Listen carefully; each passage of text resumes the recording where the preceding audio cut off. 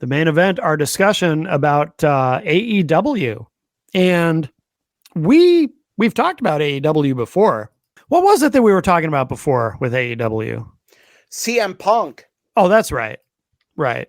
And it's also come up because of our Cody Rhodes conversation. But yeah, there it is. I had such high hopes for AEW. Well, I mean, they seem to have rebounded somewhat. Their ratings, I think, have been creeping back up.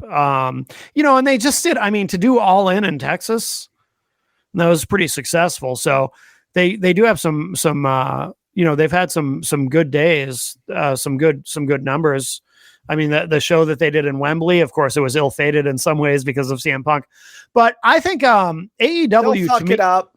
What? Oh, yeah. They'll fuck it up. Don't worry. Give them time. I think AEW is a net positive because, you know, it gives these wrestlers more, like we were just talking about Karrion Kross potentially ending up there. You know, it gives wrestlers more places to work. It's competition.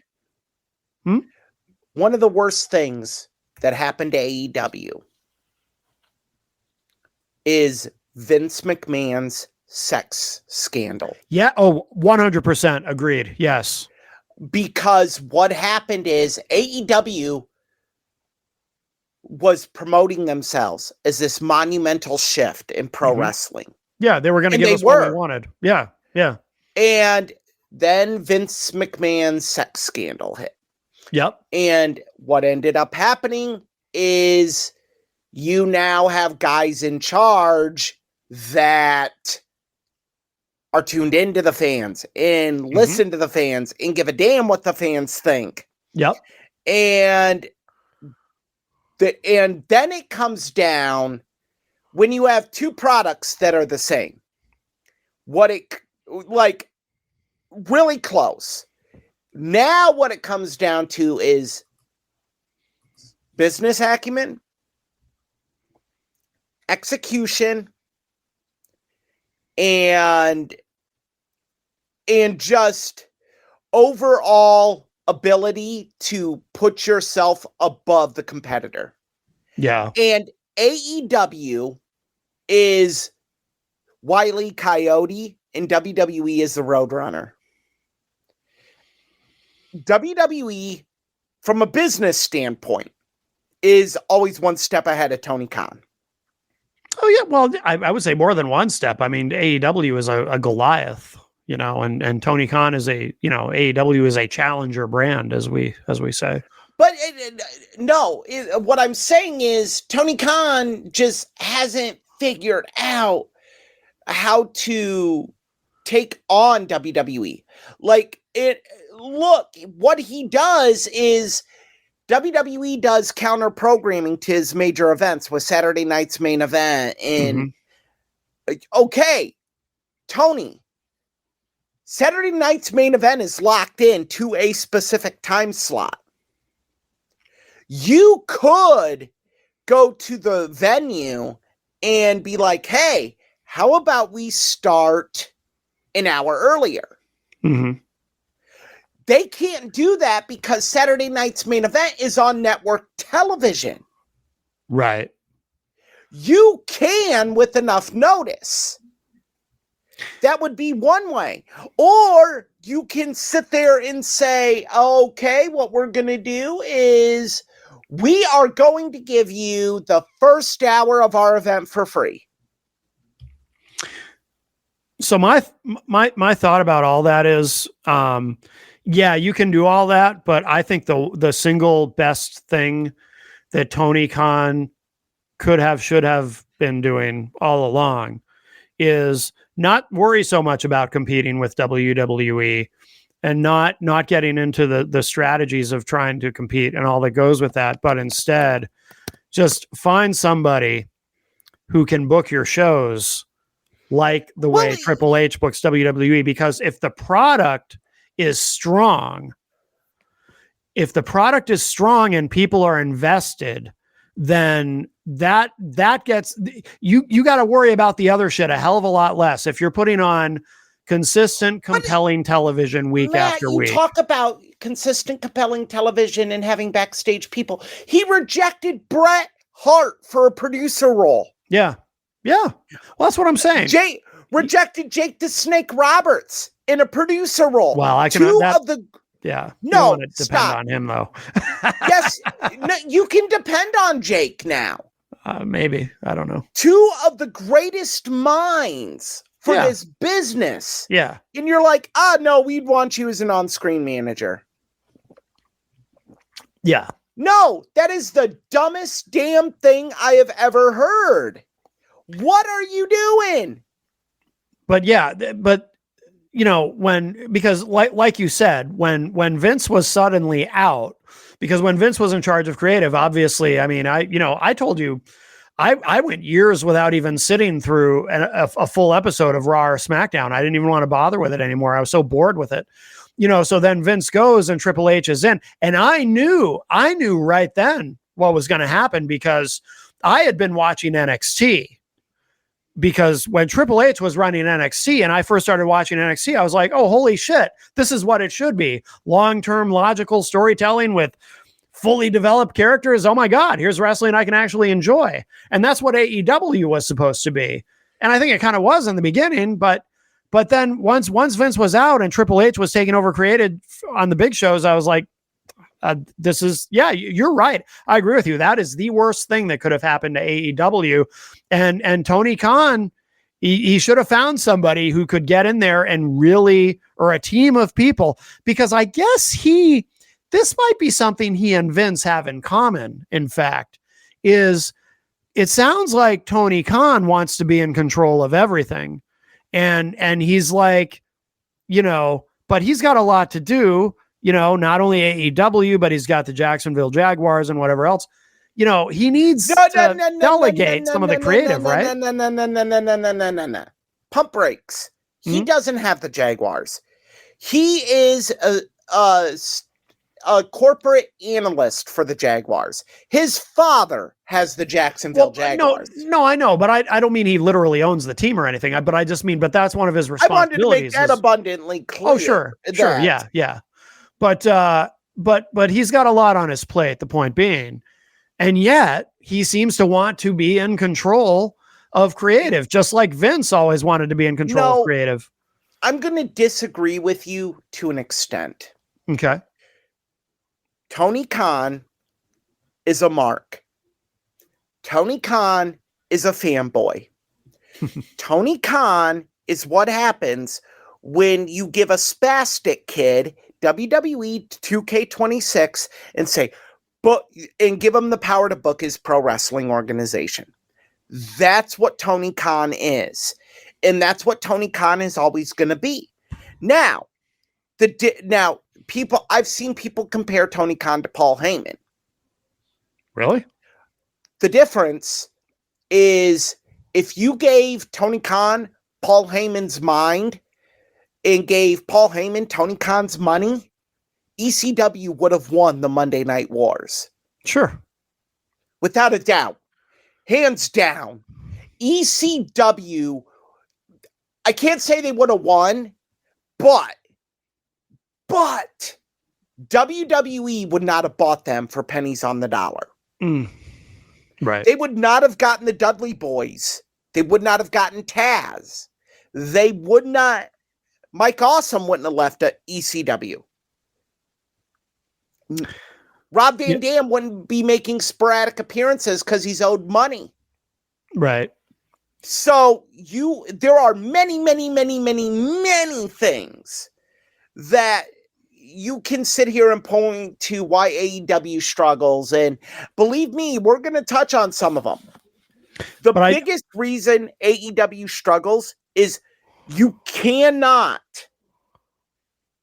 run an organization as a fan. You have to run it as a businessman. And you have to have an understanding of how the business of professional wrestling works. Not just how I think it should work. No, how you think it should work doesn't make it successful. Mhm. Tony is a glorified fanboy. Mm. So that's the problem with AEW. In every hot idea he thinks he has, I would say 70% of the time blows up in his face. Some things have worked out well. I think probably not many. I don't watch it enough to. I don't watch AEW enough to know for sure. I mean, let's talk about Christian Cage has been a success in my view. I like the whole patriarchy. But how much is it? How much of that is Christian Cage, though? Right. Too? Like, we have heard from so many people talking about AEW how the wrestlers basically book themselves. Yeah. Justin Michaels, by the way, in the chat says not to backtrack, but he's a pretty loyal follower of the show. So I do want to read this. He says Kevin Killer Cross and the Smoke Show should go back to TNA Wrestling and be like he was on the podcast. Replace TNA Wrestling with our subject for today, AEW. And that's a very good point. TNA Wrestling isn't going to work for him because of the WWE partnership. Yeah. I don't think, I mean, if that were an option, WWE would have done it. Yeah. Like, that would make no sense. That wouldn't make sense to me. I would love to see him in TNA. I think that's what WWE should have done, because in TNA, he's a star. Mm-hmm. Yeah. In WWE, he's a big fish with a lot of bigger fishes. So he gets lost in the shuffle. Yeah. Because you can only serve so many masters. I think now, obviously, we've been critical of AEW. I also think, though, WWE, I don't know that they necessarily need to go out of their way to, because they do a lot of, they try to counter program, and we'll talk about the TNA, the thing that they're doing with TNA. Speaking of TNA in a minute, but I think that it might make more sense for WWE to be, look, they don't have to worry about AEW being a threat to their business, but I do think that having AEW present, first of all, a high tide raises all ships. I think, and we've talked about that before, how in wrestling, you need to have competitive forces. Everybody does better when there's competitive forces involved. I also think WWE should maybe just kind of let, unofficially, obviously, I don't think they're ever going to have a direct working relationship with AEW, but kind of let AEW be a little bit of an unofficial sort of developmental territory, right? Because WWE is so far ahead on a business level, they don't have to worry about AEW. But so let somebody, if WWE releases somebody and they go to AWA, and maybe they go to AWA and they build themselves up, and and then when their contract is up there, you grab them right back, just let who cares if people go to AEW? Because if you remember, when AEW first launched, WWE, they kind of went into this panic mode in the very beginning. You remember this, when they were trying to lock down all these contracts and these 5-year deals with everybody, even people they ended up not even using. It was kind of weird. It was like, even NXT, they tried to sign everybody just so AEW couldn't get them. And I thought that was a mistake at the time. And, let these people get over in AEW. So what? And then you just grab them and offer them a better deal when they become available. Well, but here, there's a problem with that. One, I agree with you. But the problem with that logic is that AEW's media rights deal, Warner Brother Discovery isn't going to just let AEW kind of do that. They're going to want stars with the amount of money they're paying. Yeah. So they're not going to want, let's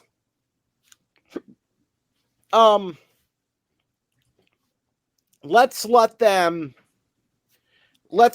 go. let's let them do this. No. They're going to want to lock top talent in. Oh, of course.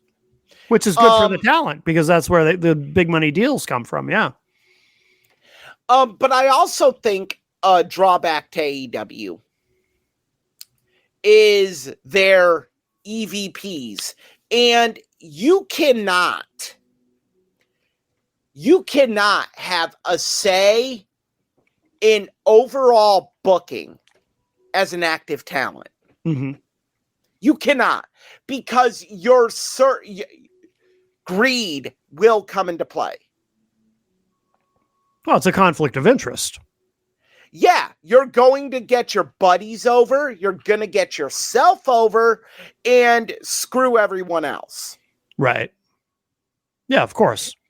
And that, I think, that's something that really has hurt AEW. While the Bucks, Cody and Kenny, didn't necessarily put themselves over, it happened organically within AEW.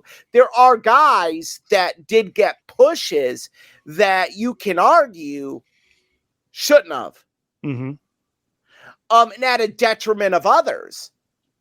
MJF, notably.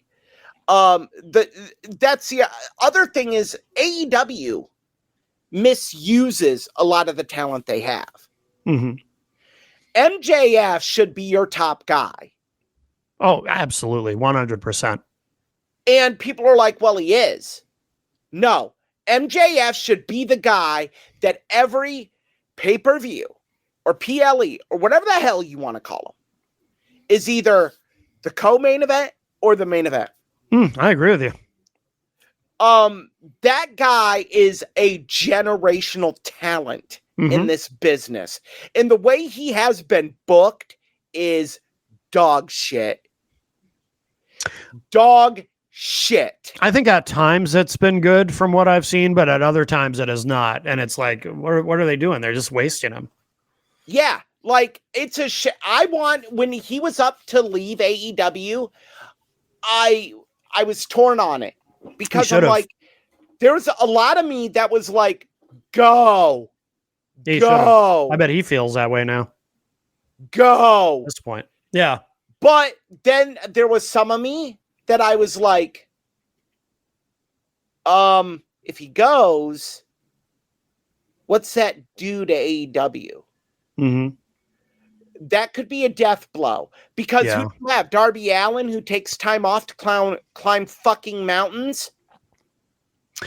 Well, I mean, aging guys that are holding back people like Chris Jericho. I don't want to see 50-plus-year-old Chris Jericho wearing a banana hammock on air every week. Yeah. Well, the other thing too is because you mentioned time off. So the other weird thing that has gone on, and I don't know why Tony Khan does this, but he puts people on the bench and continues to pay them, but doesn't use them. They're guaranteed contracts. No, they have no no downside guarantee in AEW. Yeah. So because their merch is not controlled by AEW. Right. It's Pro Wrestling Tees. Yeah. Yeah. So that's another business flaw. Well, yeah. I mean, and people will point and say, well, WWE, their merchandise is done by Fanatics. Okay. Who are you going to trust to give you in-depth numbers? Pro Wrestling Tees or a global titan in the sports apparel business, Fanatics? Well, not only that, but if you go, so just as an example, and this demonstrates what you're saying, if you go to WWE.com to buy something, you're buying it from WWE.com. If you go to... No, not anymore. Has that changed? You have to go to, when you click shop, it takes you to WWE shop, which when you go to WWE shop, it says on the webpage a Fanatics experience. Oh, I didn't know that. Okay. Yep. It is 100% Fanatics. I did not realize that. Is good for WWE because all they have to do is design the apparel. Right. And Fanatics handles the rest. AEW has on-demand printing. And that's the other thing. You go to an AEW show, the merch there is just so minimal because they use an on-demand print shop for their apparel. Right. And it's like, well, you have this program on TNT.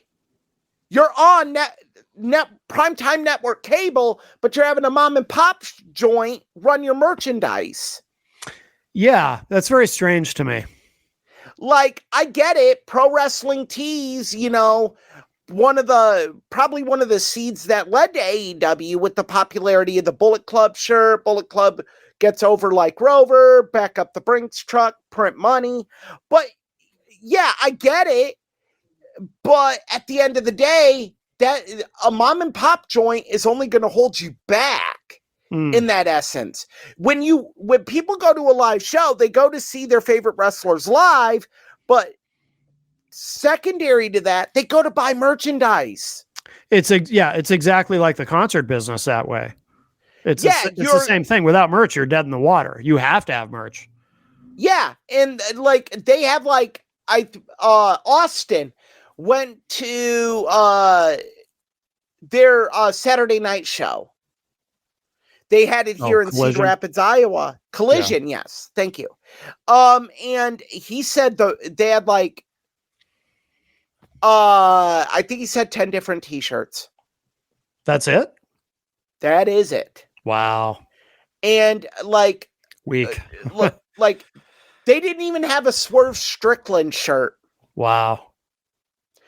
Again, one of your top guys. Mm-hmm. What are you doing with him right now?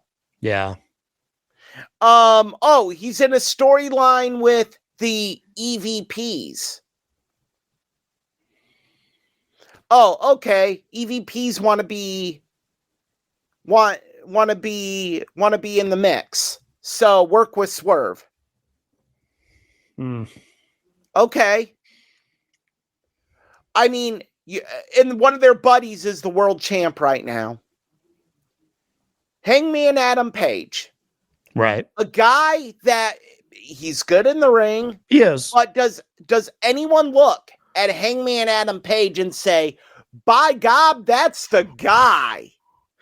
I think his promos are a little weak. At least the last I saw. His promos are just the same regurgitated crap. Yeah, he's crazy cowboy.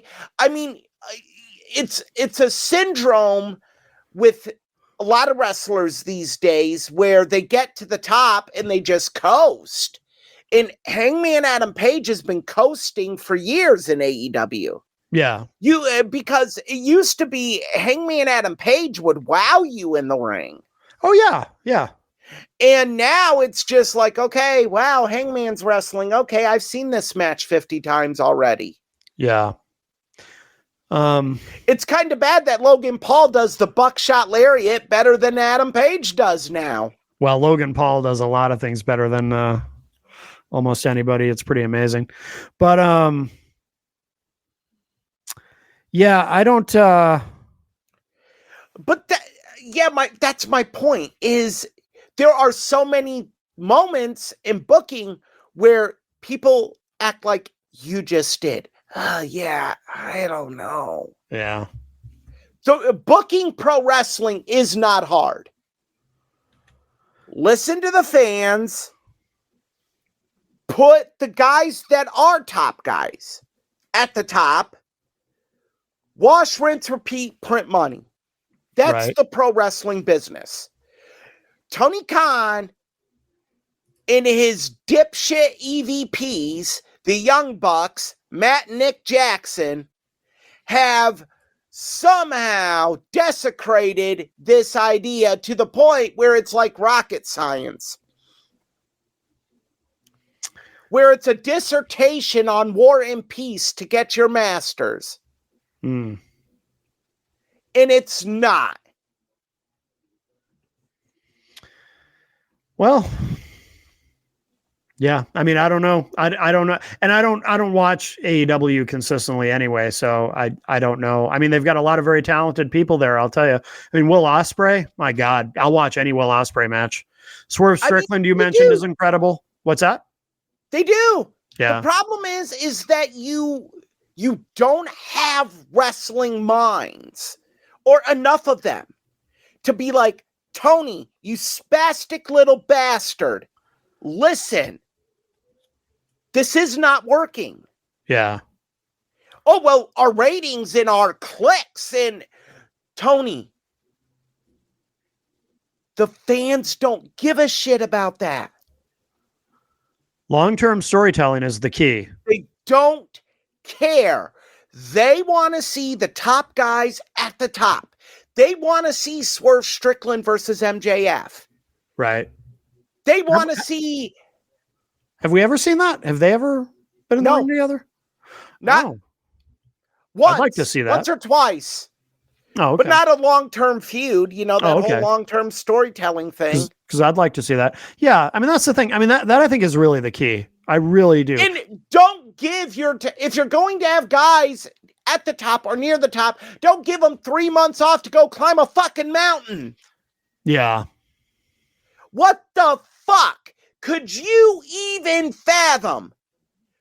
Not just Vincent Kennedy McMahon, but Paul Triple H Levesque giving talent time off to go climb Mount Everest? No, not really.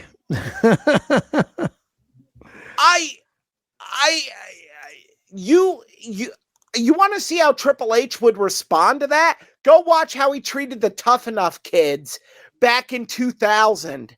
Oh, I remember that. Yeah.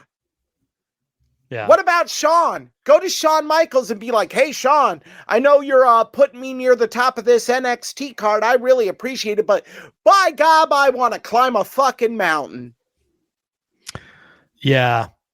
So we should talk about, because we referred to it a couple of times, we should talk about WWE wants, because they have this partnership with TNA, which I like. I think it's a good thing for everybody. And again, to me, it's a matter of a high tide raises all ships. I think it's TNA is doing actually much better these days.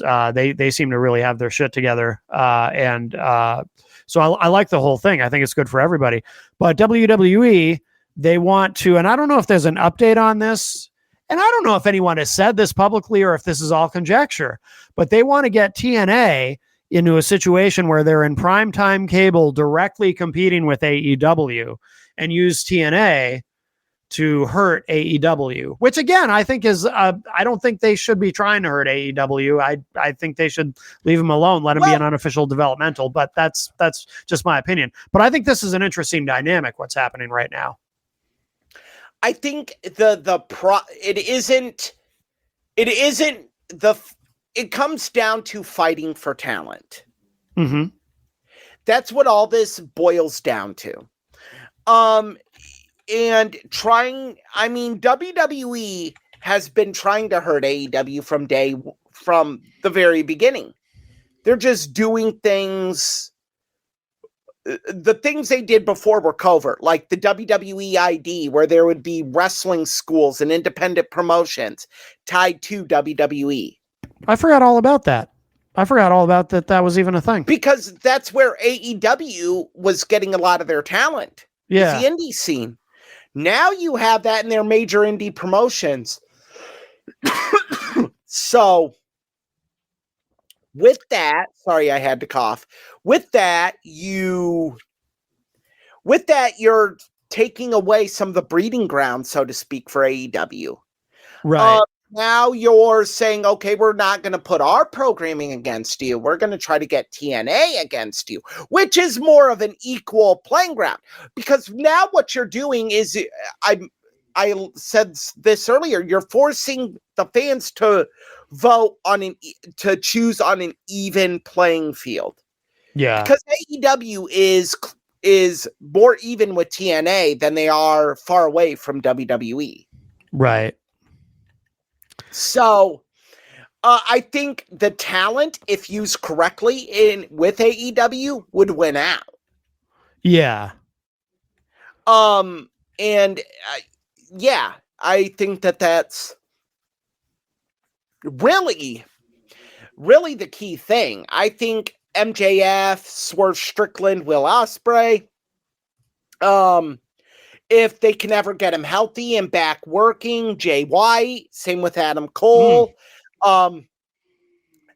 I think those guys, you need to be your pillars. And I mean, and their women's division is the drizzling shits. In AEW? Let's be honest. No one wants to see Mercedes Moné with 12 belts. No. I mean, one, you're diminishing independent wrestling by doing that. Mm-hmm. That one woman that walked out on WWE could come in and just take over independent women's wrestling. Right. It's almost as bad as TNA if they try to book Tessa Blanchard at the top of the Knockouts division. I don't like it. I think, there are better women. I think they missed the boat on Britt Baker. Yeah. I don't understand what happened there. They missed the boat on so many women. Taya Mello, on down the line. The Bunny. Just great women's athletes that they just didn't know how to book because they didn't have the women's wrestling mind. SE Scoops, by the way, has a story that there may even be a possibility of WWE buying TNA. I mean, I think if they do, I think if I'm AEW, I need to reevaluate how I'm doing things. Right. Because that isn't going to work. Yeah. Yeah, it'll be interesting to see what happens there. Because whatever happens there is going to happen soon, I think. Mm-hmm. I think TNA's deal is up in about 6 months or less. Yeah. All right. I don't know. So what do you think is the long-term prognosis for AEW? Well, their media rights deal is saving them right now. Yeah. I mean, they have a very good media rights deal. And Eric Bischoff has alluded to that. If you have a good media rights deal, you can survive. Right. Now, do they survive past this media rights deal? That's the larger question. Mm-hmm. And they can. They have the talent. They just got to get the wrestling minds in there to kind of just be like, Tony, sign the checks, make big business decisions, but you cannot be creative because you can't separate Tony the businessman from Tony the fan. I really think turning that, I really think doing that would turn everything around for them. I really do. There's so much potential there, so much talent, so much great talent, as you mentioned, that should be at the top. And listen, being able to do those big crowds like in Texas at All In, that's not nothing. That's not the sign of a dying promotion. So people want to see this. Well, yeah, I want to see them succeed. Yeah. They want to see it in the right conditions. Yeah. And the right conditions are not Hangman Adam Page at the top. Right. MJF is winning all these stupid rings and battle royals, and what's come of it? One title reign? Really? Yeah. John Moxley has had more title reigns than MJF. Yeah. Yeah, Justin said if TNA Wrestling gets on Paramount and CW, yeah, I mean, it would be and again, TNA, I think they would, I don't know how much of an audience they'll draw if they're in a slot like that, but they're kind of, I mean, I think the big talk is USA. That's kind of the implication is USA Network. USA would make sense because USA, of course, is a part of NBC Universal, as is Peacock, and that's been part of the reporting is that WWE is trying to leverage their relationship with NBC Universal to get them on there. Yeah. So yes. All right. Well, do we have anything else to say about AEW, or have we exhausted the subject? I mean, their mistakes have been bigger than their successes, and that's a problem with the pro wrestling business. Yeah. Is if your mistakes, how they handled the CM Punk situation, horrible. And let me say this. And I said it during the CM Punk episode. CM Punk's words after All Out in their press conference, non-defensible. Should not happen. Oh, I agree. Yeah. But that's also on Tony Khan to nip that in the bud right when it's happening. Not sit there and say, oh, I should have addressed it. I'm sorry. Yeah. That was pretty bad. And then you go on TV and say you felt like your life was in danger. And you release the tape when the tape vindicates CM Punk. Right. It's just like, what are you doing? So yeah, and then there's their just, yeah, I don't know. They're just a love affair with Chris Jericho, and yes, Chris Jericho is given a lot to AEW. Oh totally yeah, cool. He's the first champion. But at some point, and that was a major mistake in my opinion. Oh, what, making Jericho the first champion? Yeah, they should have gone with someone younger and fresher. It should have been Kenny Omega. Yeah, that would have been perfect, actually. I agree with you. Like, people sit there and they're like, oh, well, you're bashing EVPs getting over. I'm not bashing the EVPs getting over. I'm bashing the EVPs putting themselves over when it doesn't make sense. Right. Kenny Omega. Kenny Omega was the hottest talent in pro wrestling at that point. It would have been a bigger statement if it had been him. Yeah. Why wouldn't you do Kenny Omega? Although, now if they hadn't gone with Jericho, though, we might have been deprived by one of the great backstage moments in wrestling history. You know what I'm talking about? Oh God, don't say it. Don't do it, Matt. Don't do it. A little bit of the bubbly. We might have been deprived of that. Hey, I could have pulled up the video and played it. Please don't. But I chose not to. Am I not benevolent? I no, because I still had to endure hearing it.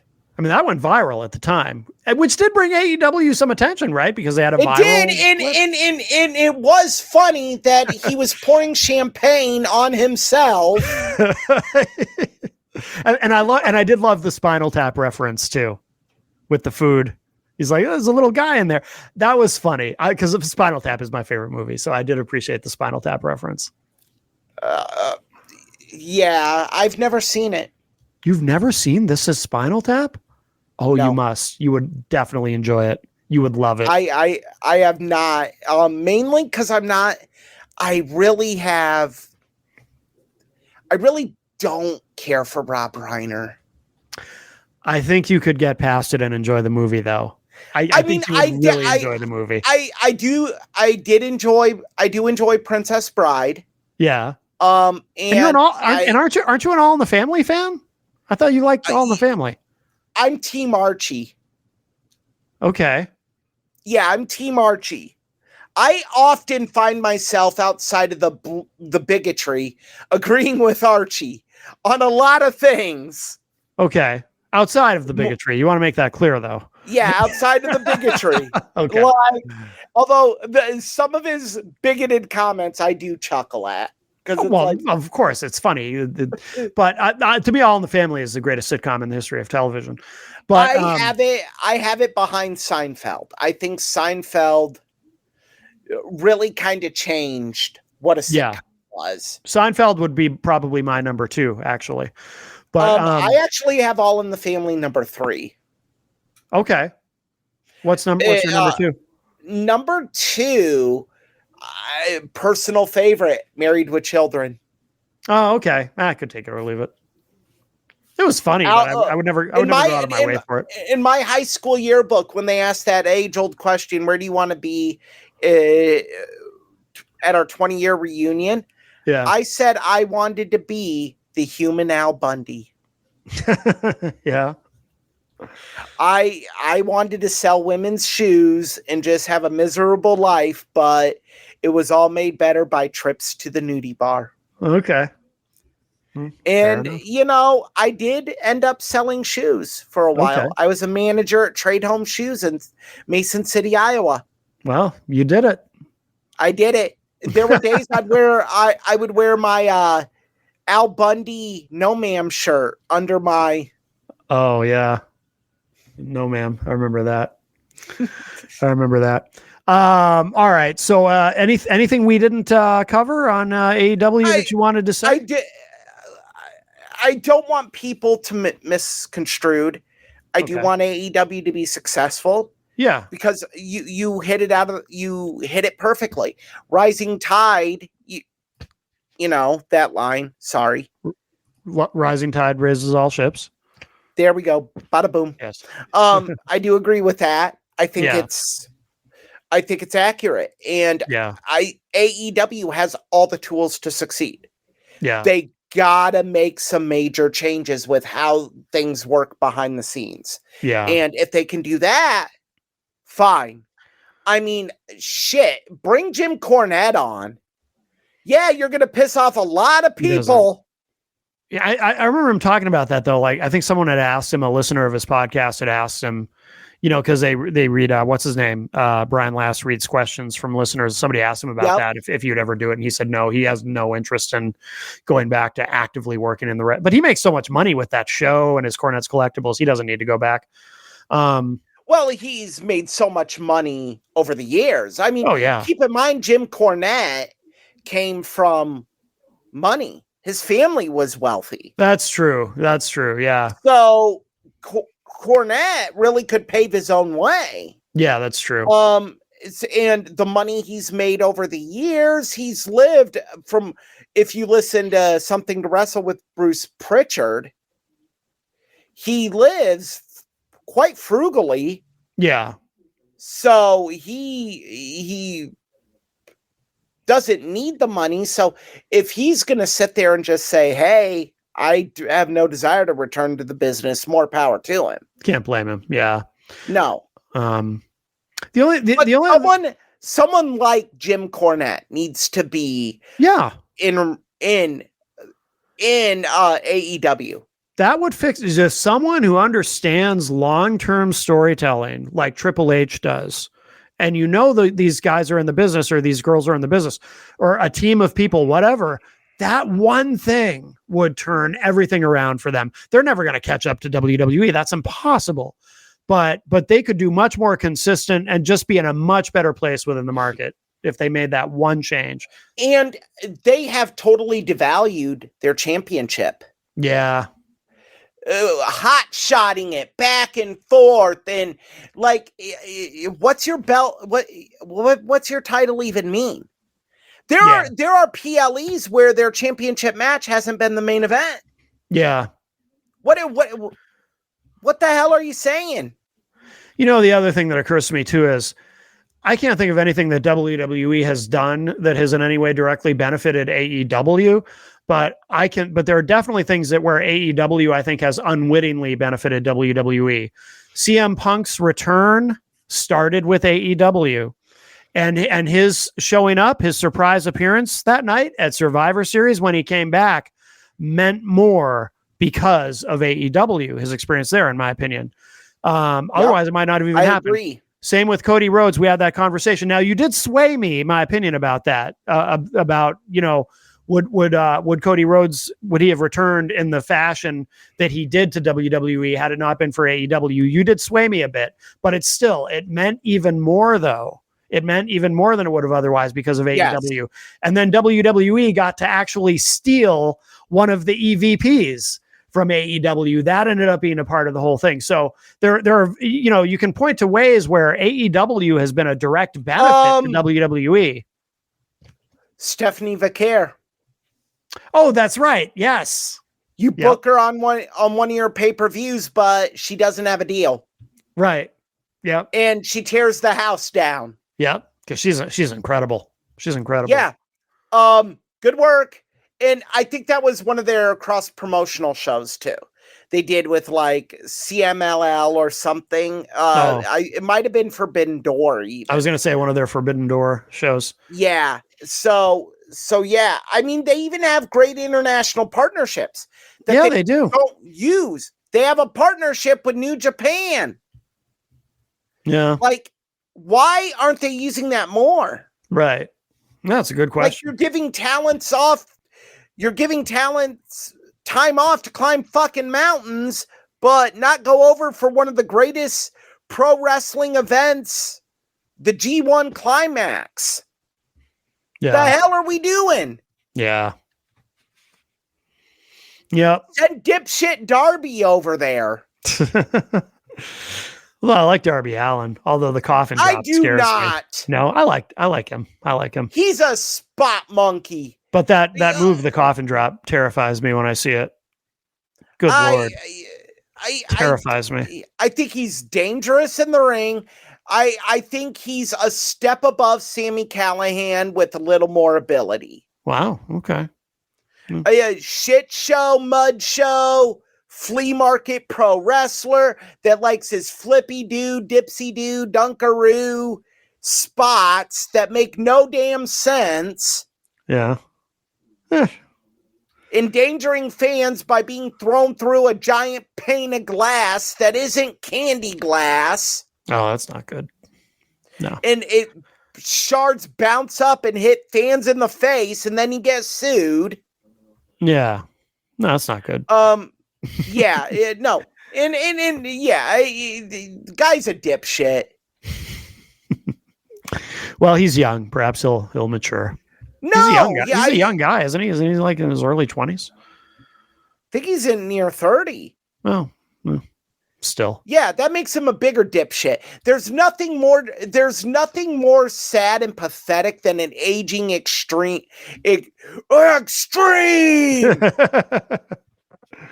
Right. All right. So have we exhausted the subject of AEW, All Elite Wrestling? Thank God.